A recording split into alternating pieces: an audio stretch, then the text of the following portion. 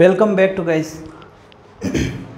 आपका अपना YouTube channel ultimate physics and math में स्वागत है गाइस। आज हम बात करेंगे क्लास 12 के चैप्टर नंबर 3 में इलेक्ट्रिक करंट के बारे में गाइस, जिसके हमने पिछले 2 लेक्चर में electric current and drift velocity के बारे में पढ़ा था।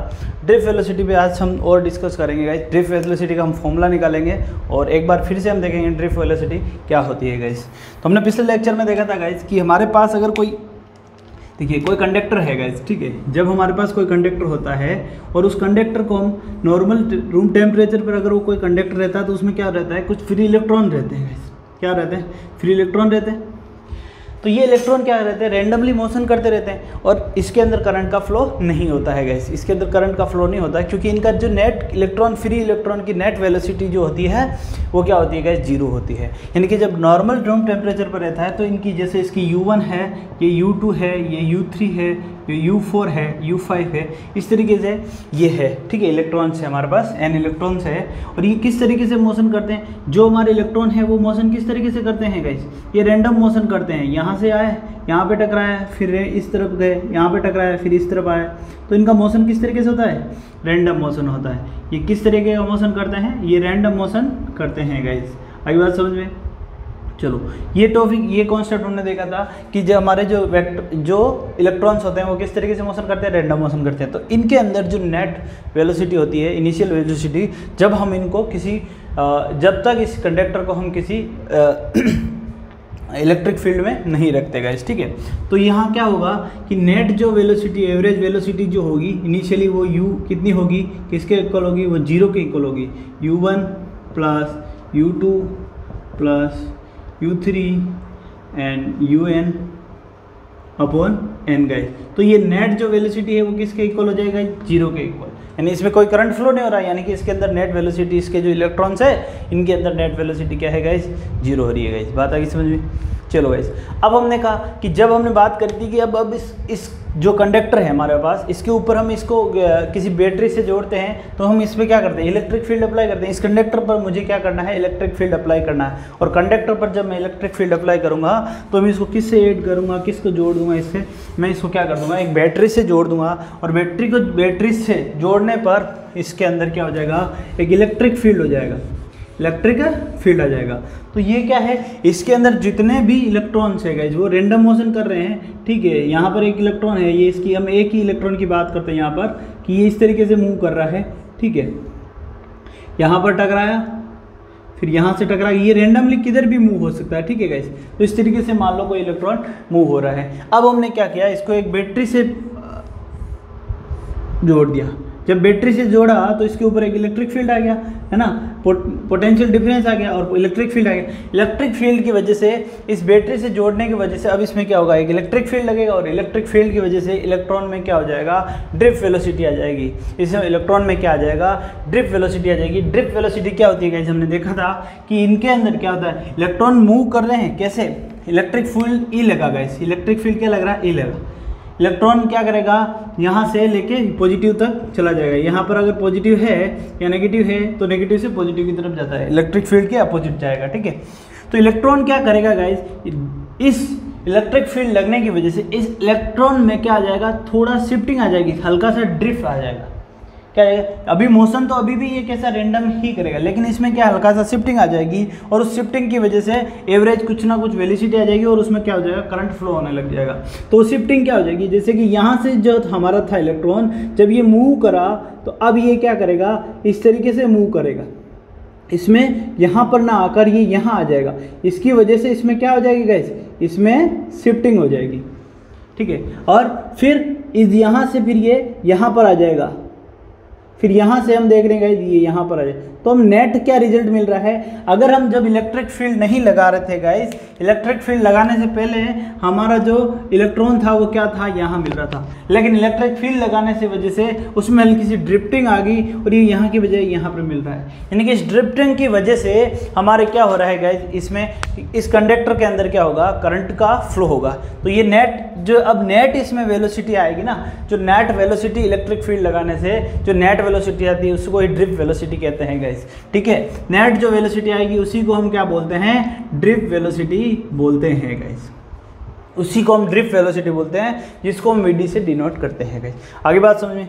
पिछले लेक्चर में भी हमने ड्रिफ्ट वेलोसिटी समझी थी और ड्रिफ्ट वेलोसिटी का रिलेशन निकाला था हमने किससे, इलेक्ट्रिक करंट के साथ गाइस। आज हम निकालेंगे ड्रिफ्ट वेलोसिटी वीडी का फॉर्मूला ड्राइव करेंगे गाइस कि ड्रिफ्ट वेलोसिटी का फॉर्मूला कहाँ से आता है। तो देखते हैं गाइस, जब हमने इस पर इलेक्ट्रिक फील्ड लगाया, इलेक्ट्रिक फील्ड लगाने से हम देख पा रहे हैं गाइस इस इलेक्ट्रॉन पर कोई फोर्स लगेगा।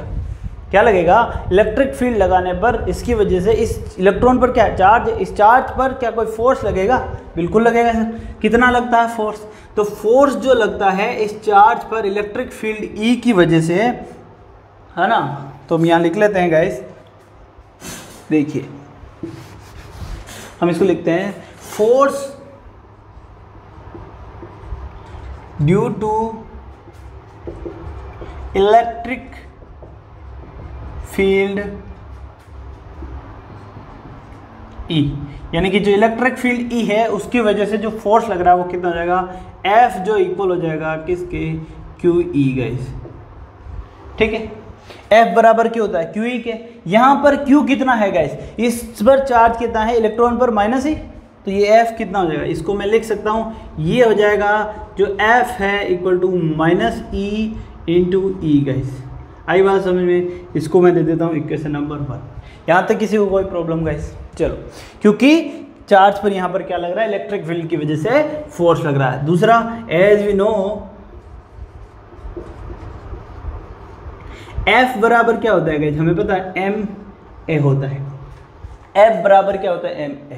हमें देखो ड्रिफ्ट वेलोसिटी निकालनी है, तो ड्रिफ्ट वेलोसिटी निकालने के लिए हम ये क्यों कर रहे हैं, अभी देखते हैं, अभी बताएंगे। ड्रिफ्ट F बराबर क्या है, ma। इसको मैं इक्वेशन नंबर 2 दे देता हूँ, ठीक है। बाय इक्वेशन 2 एंड 1 देखिए, मैं क्या इस ma को, f जो भी है, अगर मैं वेक्टर क्वांटिटी में बात करता हूँ तो ये वेक्टर क्वांटिटी में जब f बराबर ma है तो गाइज यहाँ पर देखिए, क्या मैं इसको इक्वल लिख सकता हूँ, मेरा ma इक्वल किसके हो जाएगा, माइनस e एंड e के। तो यहाँ से a वेक्टर कितना है, minus e upon m and e guys.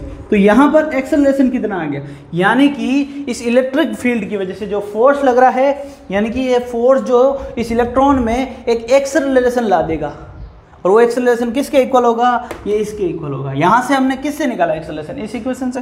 तो यहाँ से एक्सेलरेशन आ गया किसका, इलेक्ट्रॉन का एक्सेलरेशन आ गया हमारे पास। एक्सेलरेशन क्यों निकाल रहे हैं, देखते हैं। एक्सेलरेशन निकालने का रीजन ये था कि हमें क्या चाहिए, कि इलेक्ट्रिक फील्ड लगाने के बाद हमारे पास एवरेज वेलोसिटी, जिसको हम ड्रिफ्ट वेलोसिटी बोलते हैं, वो कितनी है, एवरेज वेलोसिटी। बात क्या करना, निकालना क्या हमें, एवरेज वेलोसिटी।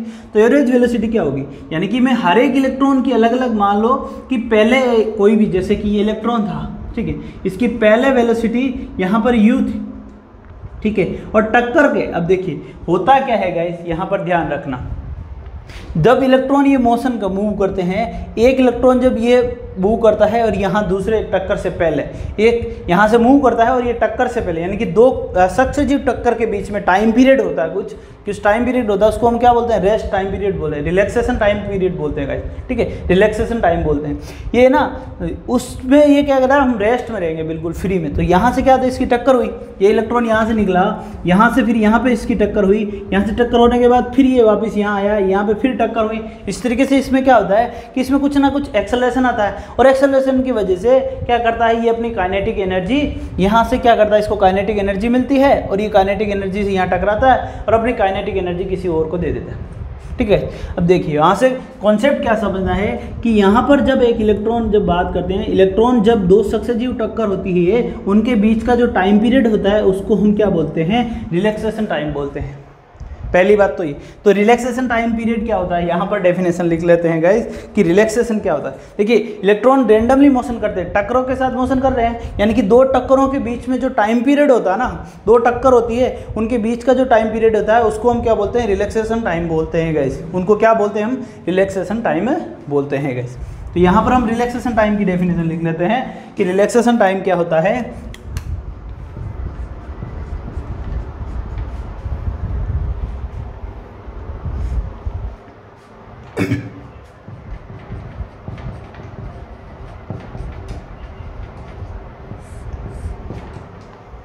रिलैक्सेशन टाइम क्या होता है, टाइम पीरियड जो होता है वो किसके बीच में, दो सक्सेसिव कोलिजन के बीच में। तो time period between two successive collision, तो हम लिखते हैं time period between two successive collision. क्या है, टाइम पीरियड या टाइम बिटवीन लिख दो, time between two successive collision. ठीक है, यानी कि दो सक्सेसिव कोलिजन के बीच का जो टाइम पीरियड होता है उसको हम क्या बोलते हैं, रिलैक्सेशन टाइम बोलते हैं गाइस। तो अब रिलैक्सेशन टाइम देखिए गाइस, इनिशियली हम क्या कह रहे हैं कि भाई सारे इलेक्ट्रॉन क्या होते हैं, जीरो पर होते हैं, रेस्ट पर होते हैं। टक्कर से पहले अब यहाँ पर देखिए दो इलेक्ट्रॉन, जैसे कि ये इलेक्ट्रॉन यहाँ से मूव हुआ, यहाँ पर आया, यहाँ से टकराया, यहाँ से फिर मूव हुआ, यहाँ से टकराया, यानी कि अब दो कांस्टेंट जो टक्कर होती है ना गाइस, उसमें अभी ये क्या हो रहा है गाइस, हम यहाँ देख रहे हैं इनिशियली कि यहाँ से ये टक्कर होने के बाद से लेके यहाँ पर इसको कुछ एक्सेलरेशन मिलता है, और एक्सेलरेशन मिलता है जस्ट टक्कर होने से पहले, यानी कि अगर इसकी इनिशियल वेलोसिटी u थी और जस्ट टक्कर होने से पहले इसकी जो वेलोसिटी होगी वो कितनी होगी, v। टक्कर होने के बाद की नहीं, जस्ट टक्कर होने से पहले इसकी फाइनल वेलोसिटी मतलब मैक्सिमम वेलोसिटी v होगी।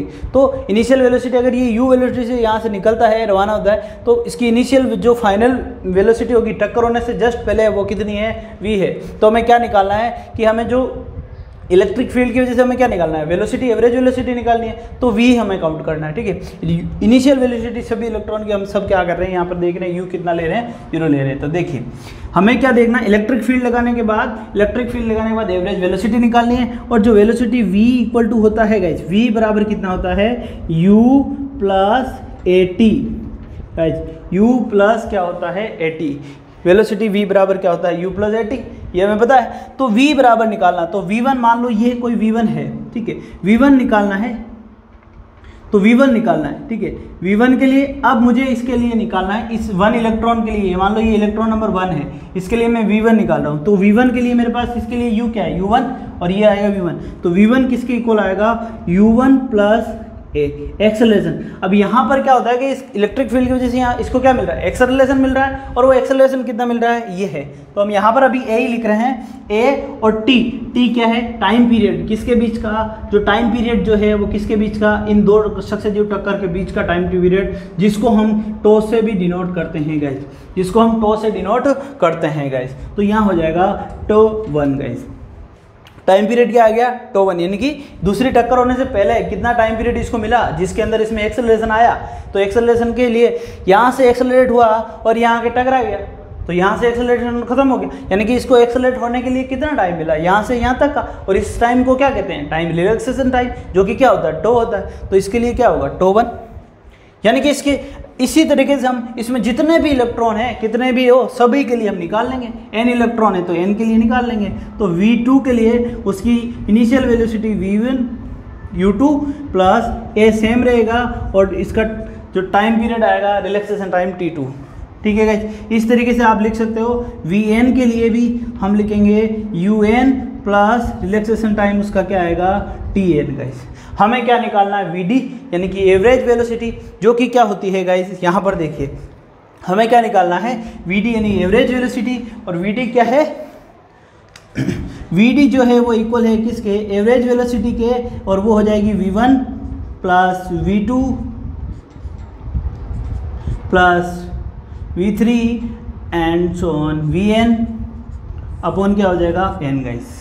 ठीक है, ये क्या आ जाएगी, vd इक्वल टू क्या आ जाएगा, एवरेज वेलोसिटी। तो निकालते हैं गाइस, क्या होगा हमारे पास, तो vd इक्वल क्या हो जाएगा, यहाँ पर देखिए vd इक्वल क्या हो जाएगा, अब v1 क्या है, यहाँ पर v1 ये है, v1 है हमारे पास u1 plus a tau 1 plus u2 का है u2 plus a tau 2 dot un plus a tau n upon क्या है, n गाइस। आई बात समझ। अब मैं क्या कर रहा हूँ, u1 u2 इनको सबको अलग लग रहा हूँ। vd जो है हमारा वो कितना है गाइस, देखिए ये आ जाएगा u1 plus u2 plus un। ठीक है गाइस, और ये कितना हो गया, n अपॉन, ठीक है, हर एक के नीचे n आएगा, प्लस ये क्या है, a tau 1 plus a tau 2 and a tau n upon क्या आएगा गाइस, n आएगा। आगे बात समझे। अब ये कंप्लीट हमने देखा था कि जो हमारा इनिशियल जो होता है वो कितना होता है गाइज, 0 होता है। यहाँ पर हम देख रहे हैं गाइज इनिशियल जो होता है वो कितना है, टोटल 0 होती है गाइज। कितनी होती है, 0 होती है। तो ये किसके इक्वल है, ये हमारा है इक्वल क्या है, 0 के। तो बस ये बच गया पीछे, इसको हम लिख लेते हैं। अब ये क्या है, ए कॉमन ले लो यहाँ से और ये बच जाएगा τ1 प्लस τ2, ठीक है, एंड τn अपॉन क्या आ रहा है, n गाइस, ठीक है। अब ये क्या हो गया, ये एवरेज रिलैक्सेशन टाइम हो गया। ये क्या हो गया, एवरेज रिलैक्सेशन टाइम हो गया, जिसको हम लिखते हैं किसके इक्वल लिखेंगे, टाउ के इक्वल लिखेंगे, जो कि किसके इक्वल होगा, टाउ के इक्वल होगा। तो हम यहाँ लिख सकते हैं जो वीडी है वो इक्वल होगी क्या, ए टाउ के। यहाँ से हमारे पास वीडी क्या आ गया, ए टाउ। अब ए कितना है गाइस, हम इस ए लिखते हैं, ए कितना है, ए हमने पहले ही फाइंड आउट किया है। तो ए बराबर कितना है, ई की power minus E M upon E, ठीक है गाइस। तो चलो हम यहाँ पर इसको लिख लेते हैं, ये रफ कर रहा हूँ मैं गाइस।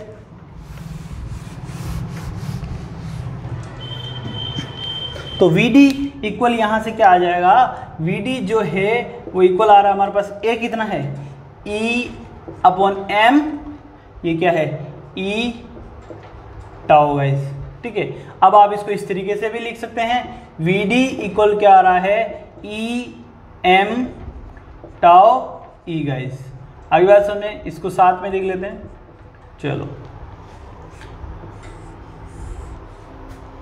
तो वीडी का अगर आपको फॉर्मूला पूछा जाए गाइस तो किस तरीके से निकाल सकते हैं, वीडी हमारे पास क्या आ गया, ई टाउ एम अपॉन ई आ गया गाइस। नोट कर लीजिए इसको, फिर बात करते हैं नेक्स्ट।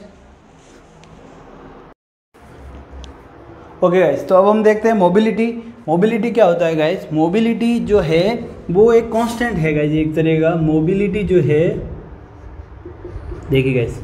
तो यहाँ पर देखते हैं, यहाँ पर देखिए गाइस, जो हमारी ड्रिफ्ट वेलोसिटी है वीडी, इसके अंदर ई क्या है गाइस, कांस्टेंट है, एम क्या है गाइस, कांस्टेंट है, और टाउ जो है रिलैक्सेशन टाइम है, जो सभी कंडक्टर जो अभी अलग अलग कंडक्टर हैं उनके लिए क्या होता है, फिक्स होता है गाइस। तो ये सारे क्या आ रहे हैं, कांस्टेंट आ रहे हैं, और इसको हम क्या बोलते हैं गाइस, म्यू बोलते हैं गाइस। तो हम यहाँ से लिख सकते हैं कि वीडी जो है वो इक्वल होगा किसके, माइनस म्यू ई के गाइस, क्योंकि ये सारे क्या है गाइस, कांस्टेंट है। तो इस म्यू को, ये जो म्यू होता है ना, इसी को हम क्या बोलते हैं, मोबिलिटी बोलते हैं गाइस। तो यहाँ से वीडी इक्वल कितना हो जाएगा, बिना वेक्टर में बात करते हैं तो ये म्यू इक्वल टू क्या हो जाएगा, ई हो जाएगा गाइस। तो यहाँ से म्यू इक्वल टू कितना हो जाएगा, यहाँ से वी डी अपॉन क्या आ जाएगा गाइस, वी डी अपॉन क्या आ जाएगा, ई। तो क्या हो जाएगा, म्यू को हम क्या बोलते हैं, मोबिलिटी बोलते हैं, और इसकी डेफिनेशन क्या हो जाएगी, यहाँ से देखिए कि पर यूनिट, इसको 1 बनाना होता है, और पर यूनिट इलेक्ट्रिक फील्ड के अंदर कितना ड्रिफ्ट वेलोसिटी है, पर यूनिट इलेक्ट्रिक फील्ड के अंदर कितनी ड्रिफ्ट वेलोसिटी है, उसका मैग्नीट्यूड ही इसकी क्या कहलाती है, मोबिलिटी कहलाती है। उसकी मैग्नीट्यूड ही उसका क्या कहलाती है, मोबिलिटी कहलाती है। यानी कि पर यूनिट इलेक्ट्रिक फील्ड के अंदर कितने मैग्नीट्यूड कितना है किसका, ड्रिफ्ट वेलोसिटी का, वो उसकी क्या कहलाएगी, मोबिलिटी कहलाएगी गाइस। डेफिनेशन लिख लेते हैं गाइस। ओके गाइस, तो मोबिलिटी की यहाँ पर डेफिनेशन हमने लिख दी। तो मोबिलिटी क्या होती है कि पर यूनिट मैग्नीट्यूड कितना है, the mobility is the mu is defined as the magnitude of the drift velocity per unit electric field, यानी कि पर यूनिट इलेक्ट्रिक फील्ड के अंदर कितने ड्रिफ्ट वेलोसिटी है वही उसकी क्या कहलाती है, मोबिलिटी कहलाती है गाइस। उसी को हम क्या कहते हैं, मोबिलिटी कहते हैं गाइस। नेक्स्ट हम बात करेंगे गाइस रिलेशन बिटवीन, अब हम बात करते हैं रिलेशन निकालना हम किसके बीच में, relation between drift velocity and potential difference guys. Relation between drift velocity and potential difference, तो इसको नोट कर लीजिए गाइस। अब बात करते हैं हम relation between drift velocity and potential difference की। देखिए गाइस,